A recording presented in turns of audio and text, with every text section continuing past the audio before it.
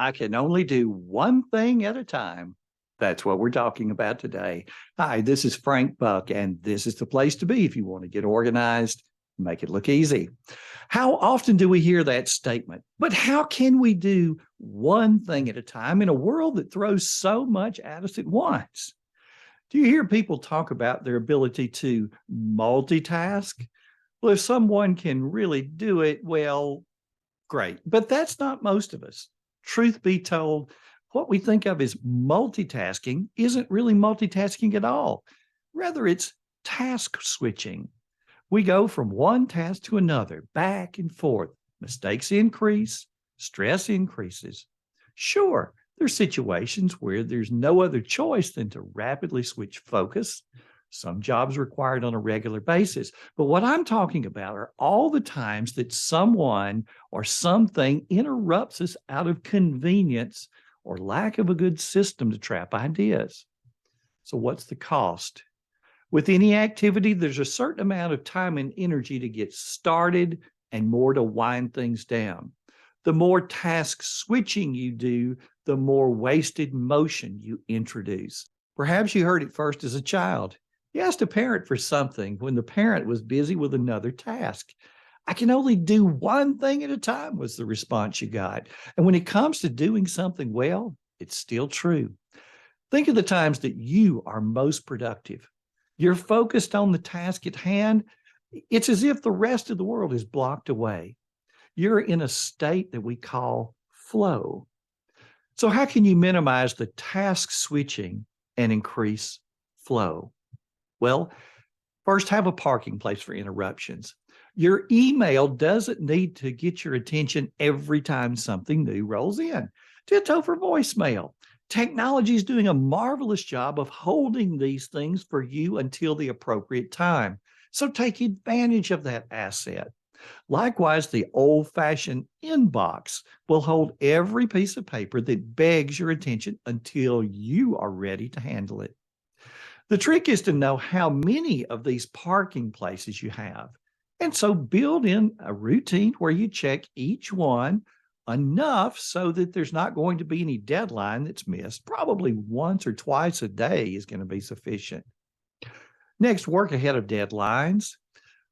When a document needs your attention right now, because it has to be in the mail with today's postmark, you have a little option. You drop what you're doing, handle the interruption, and then try to pick back up at the other task where you left off. And 3 minutes later, another interruption puts a halt to your progress again.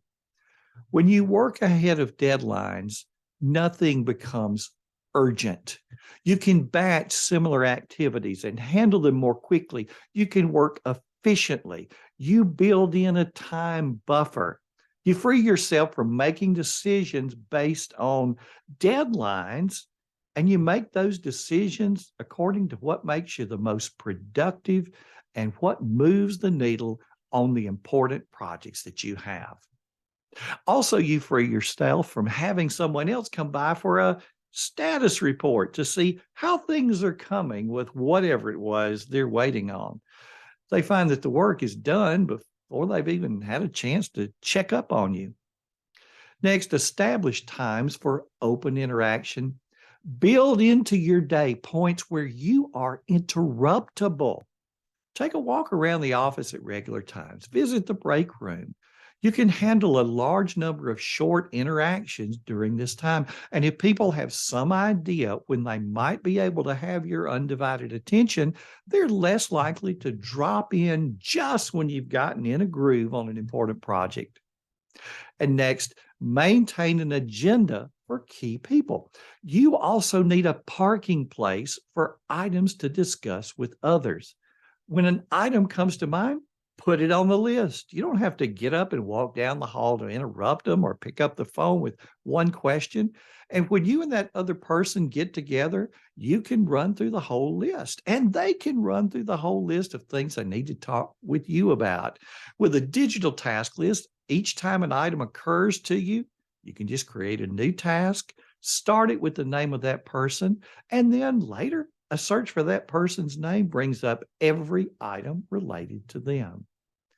If you want to work quickly and minimize errors, work on one thing at a time. Give it 100% of your attention until it's done, and then move on. That's one time saver that never goes out of style. Thanks for stopping by today. If you enjoyed this video, if you found it helpful, subscribe to the channel so you never miss a thing. And take a look at these two videos right over here. This has been Frank Buck, helping you get organized and make it look easy.